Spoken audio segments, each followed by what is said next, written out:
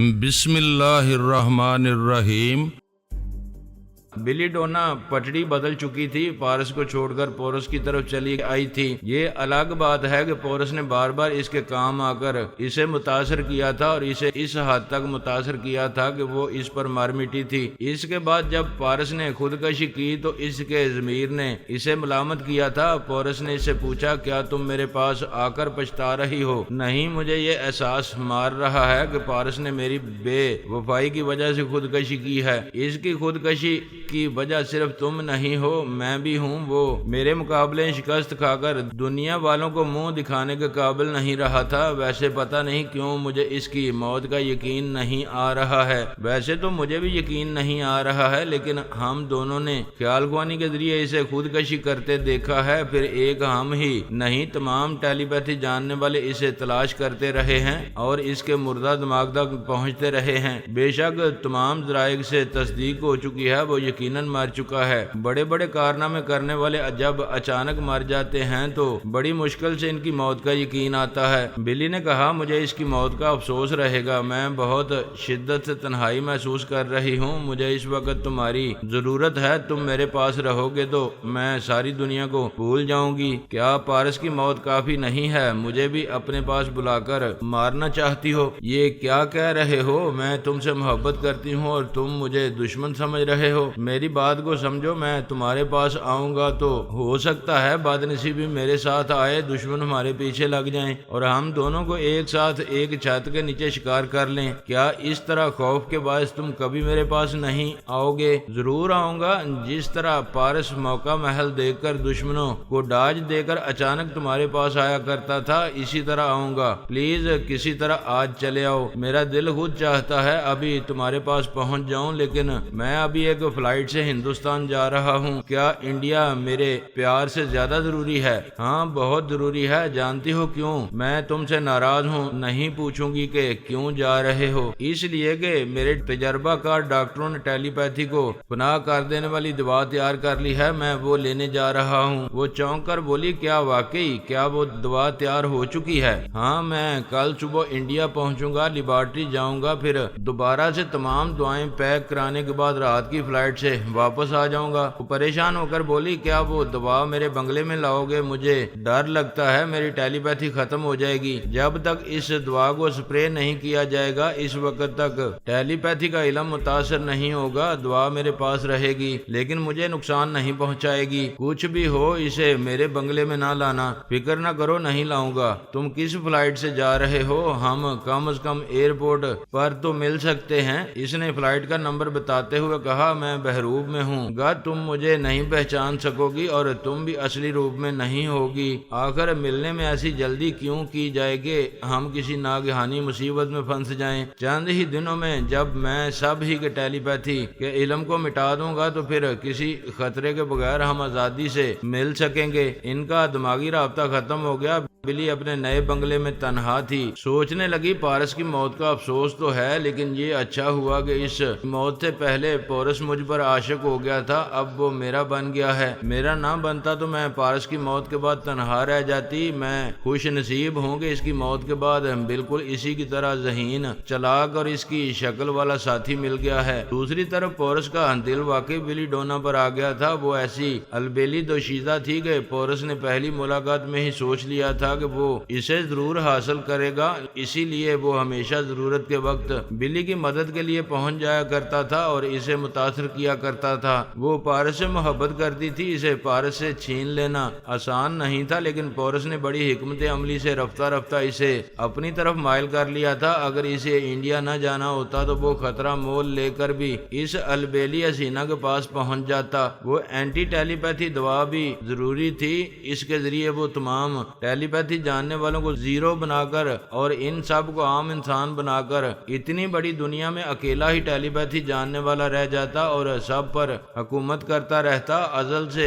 ایسے تمام لوگوں نے تنہا پوری دنیا پر حکومت کے خواب دیکھے ہیں جنہیں ضرورت سے زیادہ طاقت، ذرائع اور اختیارات حاصل ہوتے رہے تھے۔ پورس نے پلاننگ کی کہ اگر اپنی دنیا کے زبردست لوگوں سے نادیدہ ہونے کی صلاحیتیں چھین لے گا، پھر ان کے ٹیلی پیتھی کے علم کو ختم کر دے گا، تو پھر کوئی اس کے مد مقابل نہیں رہے گا۔ سپر پاور ممالک بھی اس کے آگے گھٹنے ٹیکتے رہیں گے۔ وہ ٹیلی پیتھی کے ذریعے غیر معمولی ذہانت رکھنے والے ڈاکٹروں کو تلاش کرتا رہا۔ اسے ایسے ہی 2 ڈاکٹر اپنے دیش بھارت میں مل گئے۔ اس نے ان ڈاکٹروں کو تنویمی عمل کے ذریعے اپنا تابع دار بنا لیا۔ وہ ڈاکٹر اس کی پلاننگ کے مطابق لیبارٹری میں تجربات کرنے لگے۔ تقریباً 2 برسوں کی مسلسل کوششوں کے بعد ایک ڈاکٹر نے نادیدہ بنانے والی گولیوں اور فلائنگ کیپسولوں کو نکارہ بنانے والی دوا تیار کر لی۔ دوسرے ڈاکٹر نے امید دلائی کہ وہ بھی دوا تیار کرنے کے آخری مرحلے میں ہے اور 1 آدھ ماہ میں اسے کامیابی کی خوشخبری سنائے گا۔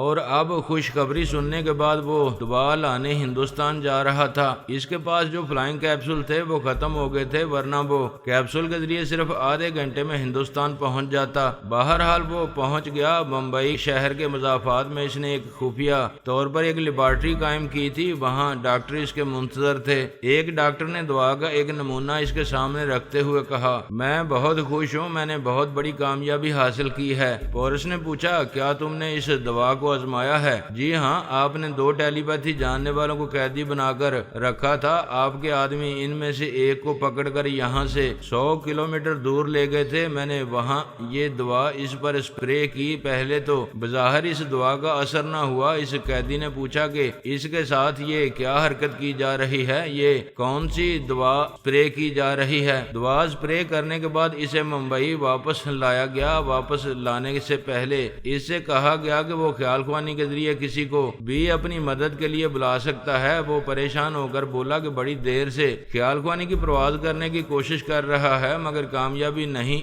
ہو رہی۔ اس طرح یہ معلوم ہوا کہ دوا اسپرے کرنے کے بعد اس کے دماغ سے ٹیلی پیتھی کا علم مٹ گیا تھا۔ اسے کمرے میں قید کر کے رکھا گیا تاکہ دوا کی دیر پا تاثیر کا یقین ہو سکے۔ اس قیدی کو یہ کہا گیا کہ جب وہ دوبارہ خیال خوانی کرنے کے قابل ہوگا تو اسے وہاں سے رہا کر دیا جائے گا۔ تقریباً 12 گھنٹے کے بعد وہ پھر ایک بار خیال خوانی کے قابل ہو گیا۔ میں آپ کی مرضی کے مطابق یہ دوا بنانے میں کامیاب ہو گیا ہوں، لیکن اس کا اثر صرف 12 گھنٹے تک رہتا ہے۔ جس پر یہ دوا اسپرے کی جائے گی وہ 12 گھنٹے تک ٹیلی پیتھی کے علم سے محروم رہے گا۔ ڈاکٹر، میں نے کہا تھا ایسی دوا تیار کرو جو ہمیشہ کے لیے ٹیلی پیتھی کے علم کو مٹا دے، لیکن یہ دوا تو عارضی ہے۔ ڈاکٹر نے کہا، بے شک عارضی ہے، لیکن میں جلد ہی اس دوا کے فارمولے میں تبدیلیاں کر کے اس کے اثر کو دائمی بنا دوں گا۔ مجھے یقین ہے ڈاکٹر تم اسے دائمی بنانے میں کامیاب ہو جاؤ گے۔ فی الحال یہ عارضی اثر رکھنے والی دوا بھی میرے بڑے کام آئے گی۔ وہ دوا کی شیشی کو اٹھا کر بولا، میں اس کے ذریعے تمام مخالفین کو 12 گھنٹوں تک ٹیلی پیتھی سے محروم رکھوں گا، یہ بھی کامیابی ہوگی۔ ان 12 گھنٹوں کے اندر میں ان پر تنویمی عمل کر کے ان سب کو باری باری اپنا معمول اور تابع دار بنا سکوں گا۔ اپنی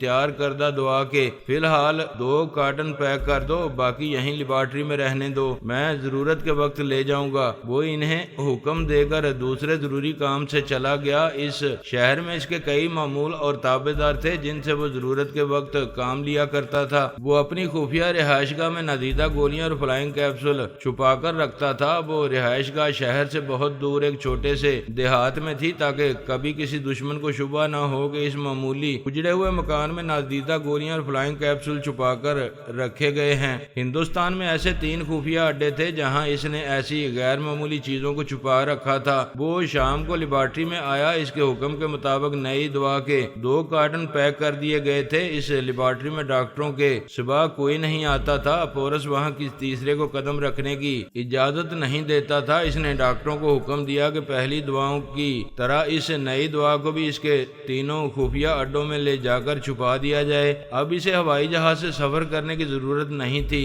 اس نے 2 کارٹن اٹھائے، گولی نکل کر نادیدہ بن گیا، پھر فلائنگ کیپسول کے ذریعے اسی رات انڈیا سے امریکہ پہنچ گیا۔ اس نے بلی سے دماغی رابطہ کر کے کہا، میں واپس آ گیا ہوں اور اینٹی ٹیلی پیتھی دوا بھی لے آیا ہوں۔ وہ گھبرا کر بولی، کیا وہ دوا میرے دروازے پر لائے ہو؟ گھبراتی کیوں ہو؟ میں تم سے 10 کلومیٹر دور ہوں۔ ابھی یہ دوا آزمانے کے لیے ایک ٹیلی پیتھی جاننے والے کے پاس جا رہا ہوں، تم سے پھر کسی وقت رابطہ کروں گا۔ پورس نے دماغی طور پر اس اپنے بنگلے میں حاضر ہو کر ایک کارٹن کو کھولا۔ ان تمام بوتلوں کی دواؤں کو چھوٹے چھوٹے پلاسٹک کے کین میں منتقل کیا گیا تھا تاکہ کین کے ذریعے دوا سپرے کی جا سکے۔ اس نے اتنے عرصے میں چند امریکی ٹیلی پیتھی جاننے والوں کا سراغ لگایا تھا اور ان کی رہائش گاہوں سے بھی واقف تھا۔ اس نے دوا کے 2 کین اپنی جیبوں میں رکھے، پھر نادیدہ بن کر فلائنگ کیپسول کے ذریعے ایک ٹیلی پیتھی جاننے والے کے بنگلے میں پہنچ گیا۔ وہاں نمودار ہو کر اس نے اس ٹیلی پیتھی جاننے والے کو دیکھا، وہ سو رہا تھا۔ اس نے جیب سے ایک کین نکالا، پھر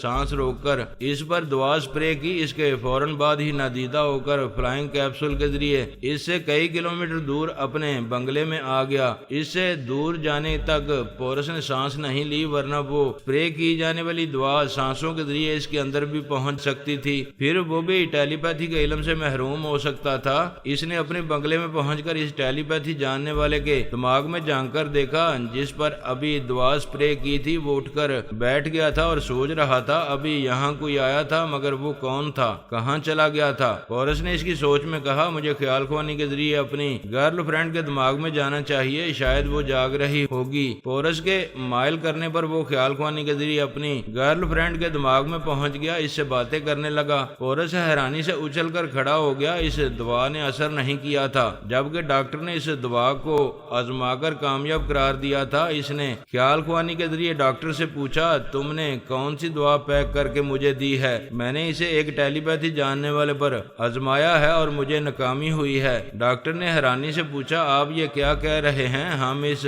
دوا کو کامیابی سے آزما چکے ہیں۔ پورس نے کہا، تمہارے پاس جو دوسرا ٹیلی پیتھی جاننے والا قیدی ہے، اس پر دوا آزماؤ، میں ابھی دیکھنا چاہتا ہوں۔ وہ دونوں ڈاکٹر لیبارٹری آئے، وہاں سے دوا کا ایک کین لے کر دوسرے قیدی کے پاس گئے، پھر اس پر دوا سپرے کی۔ پورس اس قیدی کے دماغ میں تھا۔ ڈاکٹر نے 1 منٹ کے بعد اس قیدی سے کہا، خیال خوانی کرو اور اپنے ساتھی قیدی کے دماغ میں پہنچو۔ وہ قیدی فوراً ہی خیال خوانی کے ذریعے دوسرے ساتھی کے دماغ میں پہنچ گیا۔ پورس نے کہا، ڈاکٹر تم سے کیسے غلطی ہو گئی ہے؟ پہلی بار تم کامیاب ہوئے، وہی دوا اب ہم دونوں استعمال کر رہے ہیں اور ناکام ہو رہے ہیں، ایسا کیوں ہو رہا ہے؟ وہ دونوں ڈاکٹر اس دوا کا الگ الگ کیمیائی تجزیہ کرنے لگے، پھر حیرانی سے بولے، یہ وہ دوا نہیں ہے جو ہم نے بنائی تھی، یہ دوسری ہے، دوا بدل گئی ہے۔ پورس نے کہا، لیبارٹری مکفل رہتی ہے، کوئی تیسرا یہاں نہیں آتا، پھر وہ دوا کیسے بدل گئی؟ دوسرا ڈاکٹر ایک فائل کھول کر پڑھ رہا تھا۔ اس نے پورس سے کہا، سر ہم نے دوا کا جو تحریری فارمولا اس فائل میں رکھا تھا وہ یہاں نہیں ہے، کوئی وہ فارمولا لے گیا ہے۔ کوئی لیبارٹری کے اندر کیسے آ سکتا ہے؟ دوسری دواؤں کو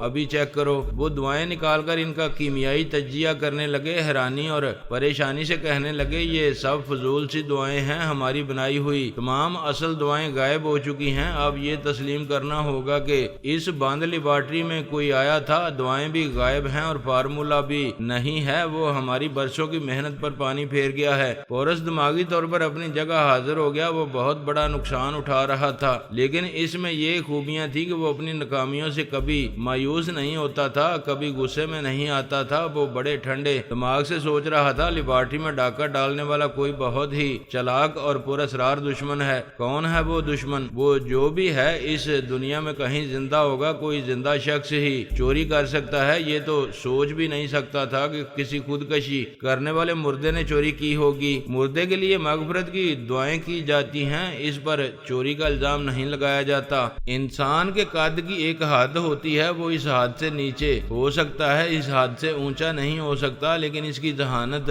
صلاحیت اور شخصیت اسے حد سے زیادہ قدآور بنا دیتی ہے۔ اکثر لوگ کچھ نہیں ہوتے، لیکن ان کے چاہنے والے انہیں کچھ سے کچھ بنا دیتے ہیں۔ اگر کوئی دکھاوے کے لیے نیکیاں کرنا شروع کر دے تو عقیدت مند یہ نہیں دیکھتے کہ وہ نیکیاں کر کے دریا میں ڈال رہا ہے یا ان نیکیوں کو سود سمیت اپنی تجوری میں رکھ رہا ہے۔ پورس کے ساتھ بھی کچھ ایسا ہی ہو رہا تھا۔ وہ ابتدا میں اچانک یوں منظر عام پر آیا جیسے اس دنیا سے تمام برائیوں کو مٹا دے گا۔ جو لوگ نادیدہ بن کر نت نئے جرائم کر رہے ہیں، ان کی نادیدہ بننے والی صلاحیتوں کو مٹا دے گا، اور اس نے مٹا دیا تھا۔ پھر اس نے یہ پرچار کیا کہ ٹیلی پیتھی جاننے والے کبھی ایک دوسرے کے دوست بن کر نہیں رہ سکتے۔ یہ ازل سے دستور رہا ہے کہ جن کے پاس ضرورت سے زیادہ طاقت ہوتی ہے وہ لنگوٹ باندھ کر اکھاڑے میں اتر جاتے ہیں، لہذا پورس نے سب کی لنگوٹ اتارنے کا فیصلہ کر کر لیا۔ اس نے اعلان کیا کہ آئندہ ایسی دعا منظر عام پر لا رہا ہے جس کے اثر سے ٹیلی پیتھی کا علم ہمیشہ کے لیے مٹ جائے گا، پھر کوئی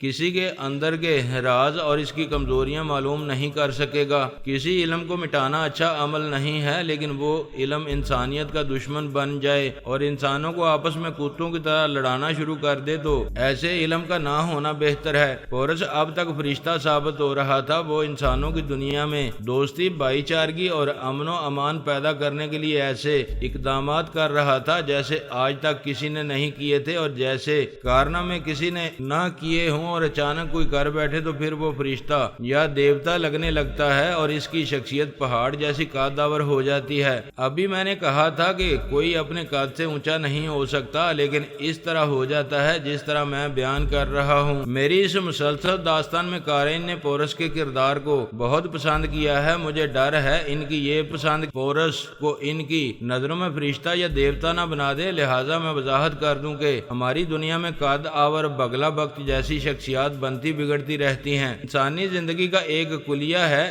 جسے ہمیشہ یاد رکھنا چاہیے کہ قوت کا توازن قائم نہ رہے اور کوئی کسی کے مقابلے میں بہت زیادہ طاقتور ہو جائے اور جسے چاہے اپنے شکنجے میں جکڑتا رہے تو پھر وہ مغرور، خود سر اور اپنی دنیا کا خدا نعوذ باللہ ہو جاتا ہے۔ صرف پیغمبروں کی مثالیں ایسی ہیں کہ وہ ہمیشہ اعتدال میں رہے۔ میری داستان کے اوراق الٹ کر دیکھے جائیں تو معلوم ہوگا کہ میں بھی اپنی ذہانت، جسمانی قوت اور ٹیلی پیتھی کی صلاحیت حاصل کرنے کے بعد گمراہ ہو گیا تھا۔ ویسے تو میں خود کو ہیرو بنا کر پیش کرتا تھا، لیکن ایسی راہوں پر چل پڑا تھا جو فرعونیت کی طرف لے جاتی ہیں۔ اللہ تعالیٰ جسے راہ راست پر لانا چاہتا ہے اس کے لیے مثبت ذرائع پیدا کر دیتا ہے۔ یہ میری انتہائی خوش قسمتی تھی کہ بابا صاحب کے ادارے سے میرا رابطہ ہو گیا۔ اس وقت بابا فرید واسطی حیات تھے۔ اس وقت میں سوچ بھی نہیں سکتا تھا کہ بابا فرید واسطی کس انتہا کی روحانیت کو پہنچے ہوئے ہیں، اور انہوں نے جو ادارہ قائم کیا ہے وہ ایک دن دنیا اسلام کا اتنا بڑا دینی مرکز ہوگا کہ دنیا کے سپر پاور کہلانے والے ممالک اس ادارے کے سامنے گھٹنے ٹیکنے پر مجبور ہو جائیں گے۔ مجھے فرعونیت کے راستے سے ہٹا کر اس ادارے میں لانے والی ہستی سونیا تھی۔ ان بزرگ کی شخصیت کا رعب اور دبدبہ ایسا تھا کہ مجھ جیسا مغرور اور خود سر ان کے زیر اثر آ گیا تھا۔ تب سے